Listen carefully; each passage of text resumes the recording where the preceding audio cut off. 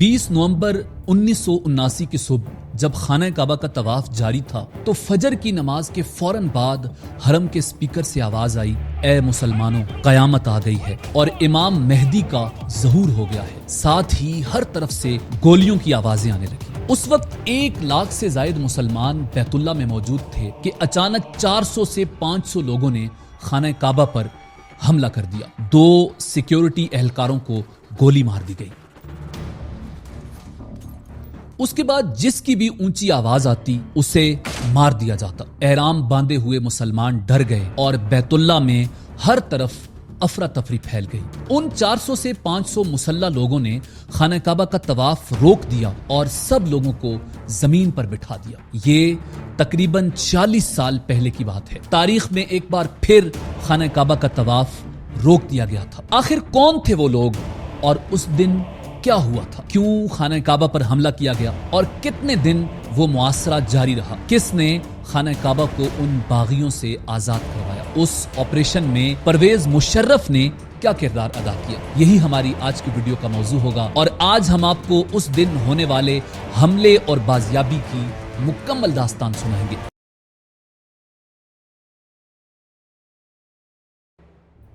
ہوا یوں کہ 55 سالہ کعبہ کے امام شیخ السبیل کعبہ کے بالکل سامنے کھڑے تھے اور ان کے پیچھے صفوں میں نمازی موجود تھے۔ امام نے معمول کے مطابق نماز پڑھائی۔ اس کے بعد انہوں نے مصلی پر اپنا رخ تبدیل کر کے مائک میں دعا شروع کی۔ اسی دوران انہوں نے دیکھا کہ پچھلی صفوں سے کچھ لوگ کندھوں پر ایک تابوت اٹھائے ہوئے آگے آ رہے ہیں۔ یہ کوئی غیر معمولی بات نہیں تھی۔ حج ابھی 20 دن پہلے ختم ہوا تھا اور ابھی لاکھوں حاجی مکہ میں موجود تھے۔ ان میں سے جو بھی فوت ہو جاتا اس کے لواحقین کی کوشش ہوتی کہ نماز جنازہ مسجد الحرام میں امام کعبہ کی امامت میں ادا ہو۔ شیخ السبیل نے دعا جاری رکھی لیکن سروں پر سرخ دھاری دار صافے باندھے یہ لوگ انہی کی طرف بڑھتے گئے حتیٰ کہ بالکل قریب پہنچ گئے۔ ان کے آگے آگے میلے کچیلے کپڑوں میں ملبوس الجھی ہوئی داڑھی والا ایک آدمی تھا۔ اس نے امام کعبہ کو ایک طرف دھکیل کر ان سے مائک چھین لیا اور مائک اپنے منہ کے قریب لا کر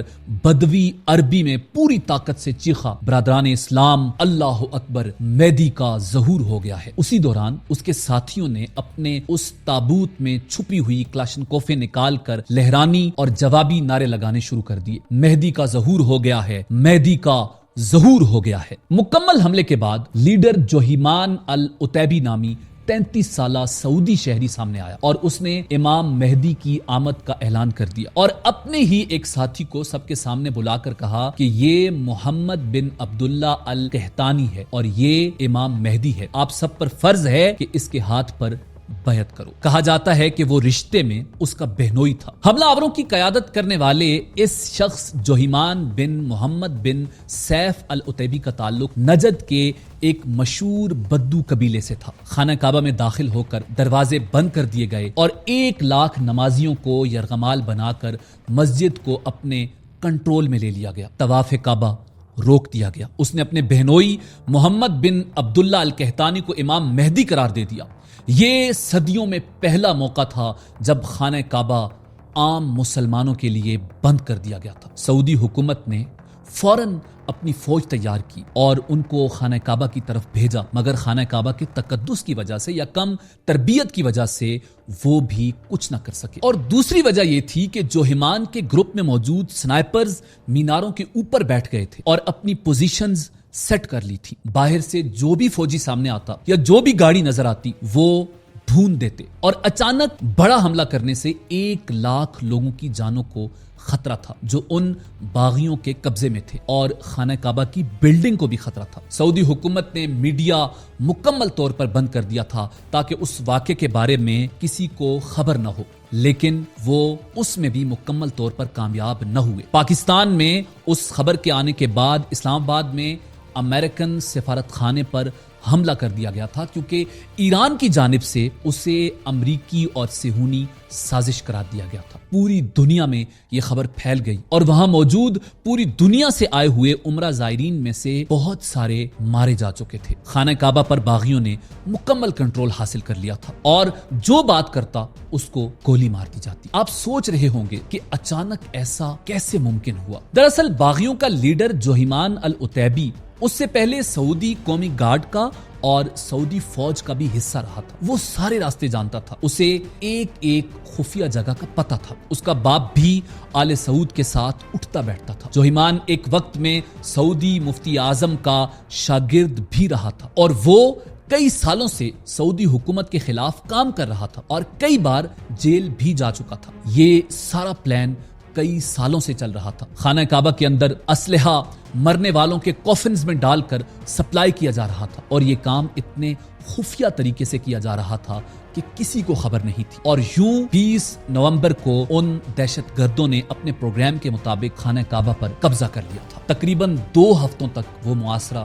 جاری رہا. 2 ہفتوں تک طواف کعبہ بند رہا. ان خارجیوں کے حملے کا مقصد یہ تھا کہ مسجد الحرام پر قبضہ کر کے نقلی امام مہدی کا اعلان کیا جائے تاکہ دنیا بھر سے مسلمان اس کی بیعت کے لیے آئیں اور سعودی عرب پر پریشر ڈالیں کہ امام مہدی کو کچھ نہ کہا جائے. اس سے یہ ہوتا کہ سعودی عرب کا ذریعہ معاش بھی ختم ہو جاتا اور دیگر ملکوں کا سعودی حکومت کی سیکیورٹی سے اعتبار بھی اٹھ جاتا. اور اگر یہ قبضہ کچھ عرصہ مزید رہتا تو یقیناً دوسرے ممالک اپنی افواج مسجد الحرام کو آزاد کرانے بھیجتے، لیکن ان کے اور سعودی عرب کے مابین بھی جنگ شروع ہو جاتی. یہ ایک پری پلانڈ سازش تھی. سعودی حکومت سوچ رہی تھی کہ کیسے خانہ کعبہ کو آزاد کروایا جائے اور سیکیورٹی فورسز حکومت کی طرف سے سگنل ملنے کا انتظار کر رہے تھے. سعودی فوجیوں نے گرین سگنل ملنے کے بعد مختلف حکمت عملیوں پر کام کرنا شروع کر دیا. 3 طرف سے حملہ کیا گیا، لیکن جنگجوؤں کی عمدہ پوزیشن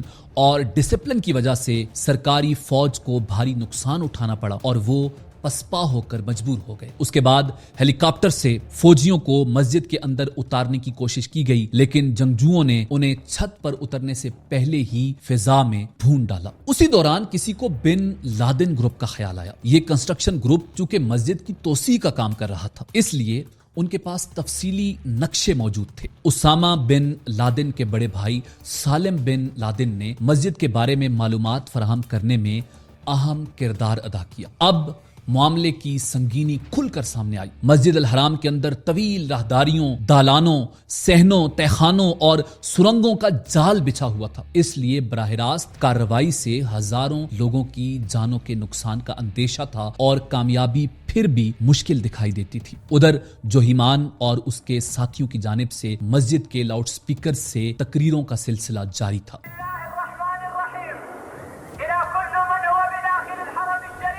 اب انہوں نے اپنے مطالبات پیش کرنا شروع کر دیے تھے، جن کا لب لباب یہ تھا کہ مغربی ملکوں سے رابطے توڑ دیے جائیں، حکومت کا تختہ الٹ دیا جائے، امریکہ کو تیل کی فراہمی روک دی جائے اور تمام غیر ملکیوں کو سعودی عرب سے نکال دیا جائے. چوتھے روز سیکیورٹی فورسز کے اہلکار مسجد کی کچھ دیواروں میں سوراخ کر کے اندر گھس گئے اور بعض حصوں پر کنٹرول حاصل کر لیا گیا، لیکن حاجیوں کی بڑی تعداد اب بھی جنگجوؤں کے قبضے میں تھی. سعودی فوجیوں نے بھی کچھ باغیوں کو فائر مار کر ہلاک کر دیا تھا، مگر مکمل قبضہ ابھی تک ان کے پاس تھا. مختلف دروازوں سے سعودی فوجی داخل ہونے کی کوشش کر رہے تھے. باغی عورتیں اپنے مردہ ساتھیوں کے چہرے مسخ کر دیتی تھیں تاکہ ان کی شناخت نہ ہو سکے. اسی دوران اچانک مبینہ امام مہدی قحطانی کے سر میں ایک فائر لگا اور وہ مارا گیا اور اس کی لاش اس حالت میں سیکیورٹی حکام کے قبضے میں آ گئی کہ چہرہ سلامت رہ گیا. اس سے بعض جنگجو سکتے میں آ گئے کہ اگر امام مہدی ہی مارا گیا ہے تو دنیا پر غلبہ کون پائے گا اور بقیہ بشارتیں کیسے پوری ہوں گی. البتہ جوہیمان نے سر توڑ کوشش کی کہ قحطانی کی موت کی خبر کو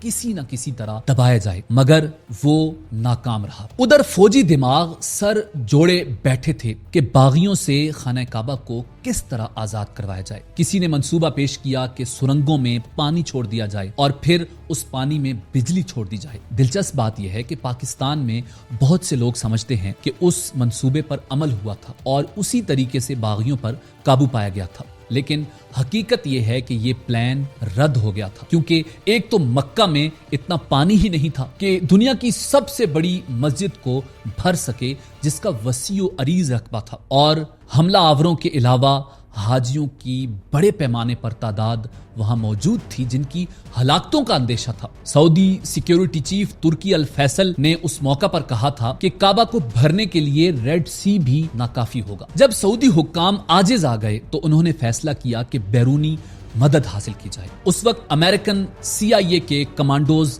سعودی سپاہیوں کو تربیت دے رہے تھے، لیکن صورتحال کی نزاکت کے پیش نظر فیصلہ کیا گیا کہ اس موقع پر امریکہ کے ملوث ہونے کے سیاسی اثرات پڑیں گے، اس لیے نگاہ انتخاب نسبتاً نیوٹرل اور ملک کے فرانس پر پڑی۔ اس وقت فرانسیسی سیکرٹ سروسز کے سربراہ کاؤنٹ کلاؤڈ الیگزینڈر تھے۔ فرانسیسی حکومت کے ذریعے ان سے رابطہ کیا گیا تو انہوں نے تجویز پیش کی کہ کعبہ کے اندر گیس چھوڑ دی جائے جس سے باغی اور یرغمالی دونوں بے ہوش ہو جائیں گے اور یوں حملہ آوروں پر آسانی سے قابو پایا جا سکتا ہے۔ اس مقصد کی خاطر فرانسیسی خفیہ ادارے GIGN کے 3 کمانڈوز کو ہنگامی بنیادوں پر سعودی عرب روانہ کیا گیا، لیکن یہاں ایک مسئلہ درپیش تھا کہ سعودی قانون کی روح سے حرم کی حدود میں کوئی غیر مسلم داخل نہیں ہو سکتا۔ یہ بھی کہا جاتا ہے کہ پہلے ان تینوں کو عارضی طور پر کلمہ پڑھایا گیا اور پھر مکہ پہنچا دیا گیا۔ انہوں نے اپنا کام